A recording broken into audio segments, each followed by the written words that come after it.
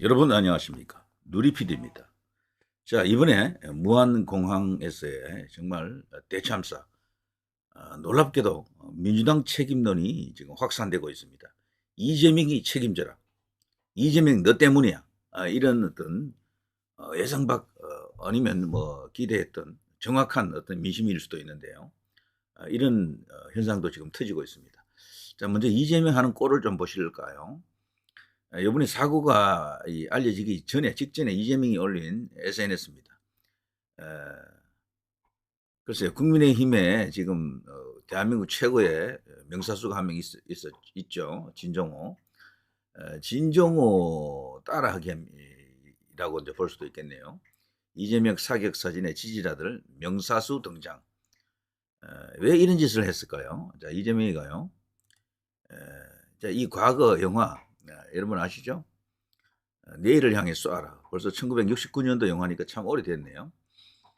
폴 뉴먼, 로버트 레드포드 두 이제 이렇게 악당이죠, 악당. 악당인데 코믹하면서도 뭔가 이렇게 설렁한 분위기와 함께 뭔가 작품성 있는 그 영화가 됐죠. 그래서 굉장히 이제 유명한 영화가 되었습니다. 저예산으로 엄청나게 많은 달러를 벌어들인 그런 영화죠.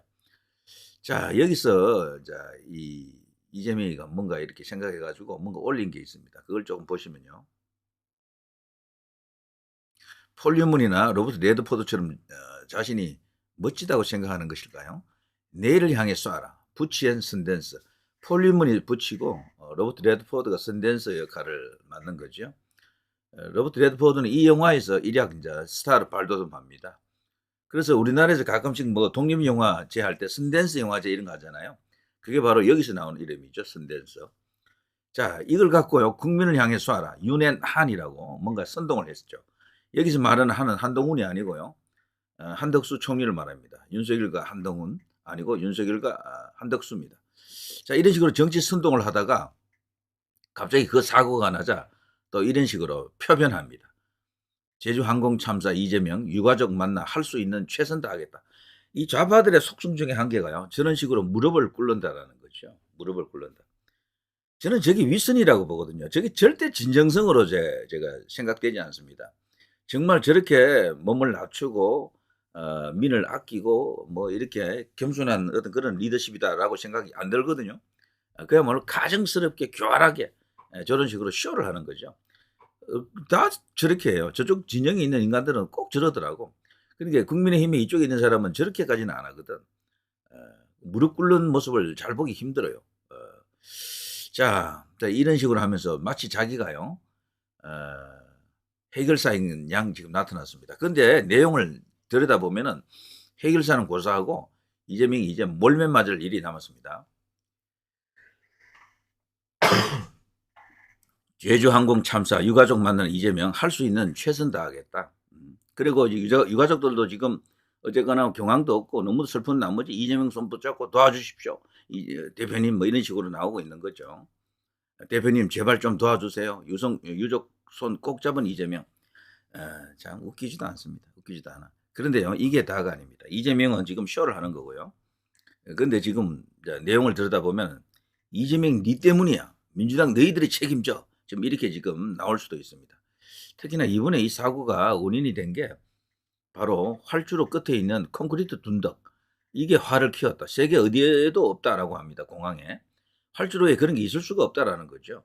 그런데 여기서도 조금 논란은 있습니다. 이게 콘크리트 둔덕이라고 했는데 저는 제가 볼 때 콘크리트 둔덕으로 보기는 아직 이르다라고 봅니다. 왜냐하면 그게 흙처럼 보이거든요. 처음에는 흙 둔덕으로, 흙 무덤으로 뭐 그렇게 이야기도 됐었어요. 그래서 콘크리트인지 흙인지는 좀 두고 봐야 된다. 모든 전문가들이 지금 이게 달려가는 과정에서 이게 떡하니 나타났던 거죠. 이게 바로 콘크리트 둔덕이라고 하는 건데 로컬라이즈 둔덕이라고 하네요. 이걸 들이받고 쓰라는 얘기인 것 같은데 콘크리트로 해놓으면 말이 안 되겠죠. 그래서 이건 흙일 가능성도 일부 있다라고 저는 생각합니다. 아직은. 그런데 이걸 완충 장치를 하려고 하면은 이거보다 훨씬 거대한 흙벽이라 해야 됩니다. 흙도 부드러운 흙이라 해야 되겠죠. 흙 속으로 그냥 기체가 확 들어갈 수 있게끔 그런 정도면 몰라도 이거는 그 효과도 없는 거예요. 오히려 굉장히 빨리 달리는 상태였고요. 이 당시에도 속도가 줄지 않았습니다. 거의.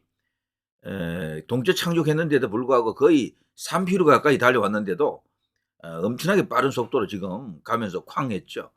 그런데 여기가 충분한 그런 완충 효과가 나지 않으면서 기체가 이때 벌써 쾅 하고 터져버렸어요. 그래서 산산조각 난 것처럼 돼버리고 말았고요. 그걸 봐서는 여기 콘크리트도 일부 이제 있을 수도 있겠는데 어쨌거나 완충 효과를 못 내고 그 뒤에 이제 진짜 벽이 있는 거죠. 근데 그 벽까지 충돌을 했다 지금 이렇게 되어 있습니다. 그런데 온전한 상태로 벽을 들이받은 것은 아니고 이미 벽하고 부딪힐 때 기체는 거의 다 파손이 됐다라고 봐야 되고요. 그 관성 때문에 쿵 했던 거죠. 그리고 엄청난 폭발 그리고 그 화재가 터져버렸죠. 그래서 이례적으로 너무도 순식간에 그렇게 쾅 해버렸기 때문에 내부가 그냥 불이 붙고 확 이렇게 폭발해버려가지고 경황을 가질 수도 없었고 정확한 사고 원인 그리고 이 내용을 알려면 조금 더 과학적인 분석이 따라야 할 것 같습니다. 자, 어쨌거나 세계적으로 지금 이 뉴스가 지금 탑 뉴스가 되고 있는데 다들 지목하는 게 이 둔덕을 이야기합니다. 이 둔덕이 없었더라면은 그 사이 또 상당한 거리가 있다 그래요. 거기 지금 마지막에 있는 벽하고요. 그랬더라면은 속도가 조금 더 줄었을 것이고 그러면 어쩌면 다른 결과가 나왔을 수도 있다라는 거죠. 여기 둔덕 앞에도 벌써 이렇게 잔해들이 있잖아요. 여기서 벌써 상당히 많이 파손이 돼 버렸어요. 제가 볼 때는. 그리고 지금 보시면 둔덕이 콘크리트가 아니잖아요. 흙이잖아요. 흙. 그러니까 콘크리트 둔덕이라는 말도 맞지 않아요. 제가 볼 때 이건 흙에 가깝다라고 봅니다. 요걸 일종의 완충 장치로 만들어 놨던 것 같아요. 그런데 이게 완충 효과를 못 내는 거죠. 완충 효과를. 아무튼 지금 이걸 원인으로 가장 큰 원인으로 봅니다. 뭐 버드 스트라이크, 뭐 새 문제도 있다. 뭐그 랜딩 기어가 지금 내려가지 않았다. 뭐 그런 것은요. 현재는 부차적입니다. 왜냐하면 새가 그런 식으로 방해를 했더라도 그리고 랜딩 기어가 자동으로 내려가지 않더라도 수동으로 이렇게 조작할 수 있다라고 보는 게 많고 또 다른 측면에서는요. 랜딩 기어를 조작했는데 그게 시간이 좀 걸리잖아요. 미처 내릴 틈이 없이 기장이 이제 순간적으로 어떤 판단을 해서 동체 착륙을 했다라고 이제 그렇게 말하는 사람들도 일부 있습니다. 그러나 모든 것은 정밀한 조사를 거치고 난 뒤에 밝혀지겠죠. 자, 그런데 놀라운 것은요.